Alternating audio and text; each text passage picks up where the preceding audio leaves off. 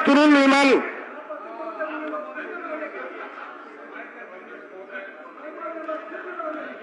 जनाब deputy speaker साहब, आपने मुझे बोलने का मौका दिया, मैं इसके लिए शुक्रिया अदा करता हूं। और मैं इस वक्त मोअज़्ज़ज़ वज़ीर आला जनाब नीतीश कुमार साहब की जानिब से जो विश्वास प्रस्ताव पेश किया गया है, मैं उसके समर्थन में खड़ा हूं। हरचंद के इस गठबंधन ने, चाहे वजीर आला हो या नायब वजीर आला हो, इस गठबंधन ने मेरा समर्थन नहीं मांगा, लेकिन उसके बावजूद भी इस समर्थन में खड़ा ही नहीं हूं, बल्कि मैं पूरे मंत्रिमंडल को मुबारकबाद भी दे रहा हूं। क्यों दे रहा हूं? उसकी वजह क्या है? उसकी वजह यह है कि मजलिस इत्तेहादुल मुस्लिमीन कभी मुफाद की सियासत नहीं करती, हम वसूलों की सियासत करते हैं। चूंकि संघ परिवार के खिलाफ, भाजपाइयों के नफरत की सियासत के खिलाफ इस गठबंधन को बनाया गया है, मैं इसलिए उसको मैं मुबारकबाद देता हूं। मैं समझता हूं डिप्टी स्पीकर साहब कि इस वक्त बिहार ने अपनी ताकत का फिर से एक मरतबा लोहा मनवा लिया है कि नफरत की वह आंधी जो चल रही थी उसको रोकने का काम किया गया है।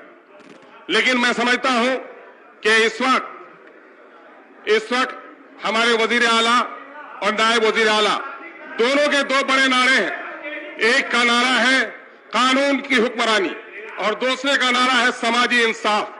तो मैं समझता हूं कि भाजपाइयों ने जो नफरत की आग में खुद जल गए, और इन्होंने जो वादा किया है, यह वादा इनको निभाना पड़ेगा। इसलिए मैं गुजारिश करना चाहता हूं।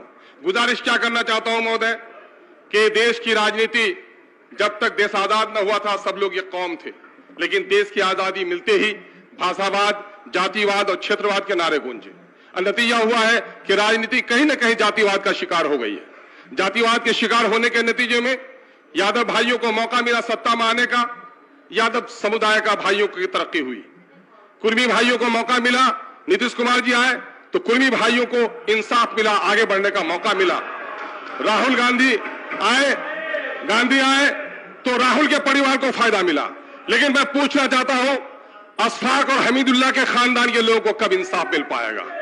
मैं ये चाहता हूं, मैंने मुतालबा किया है, मैं सरकार के सामने मुतालबा कर रहा हूं, सरकार की तौहीन नहीं कर रहा हूं, कि सरकार अक़लियतों के साथ इंसाफ करने का वादा करती है, वादा निभाए।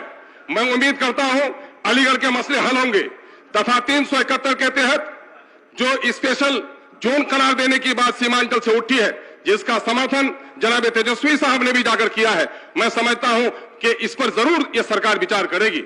मैं समझता हूं कि सीमांचल में जो सैलाब की तबाही है, जो अक़लियतों के कब्रिस्तान का मसला है, और जहां तक मामला है महोदय, रोजगार देने का वादा किया है, मैं साधुवाद देता हूं सरकार को कि कम से कम 10 लाख के रोजगार में 1 लाख से अधिक का रोजगार सीमांचल को दिया जाए, चूंकि पलायन सबसे ज्यादा वहां पर है।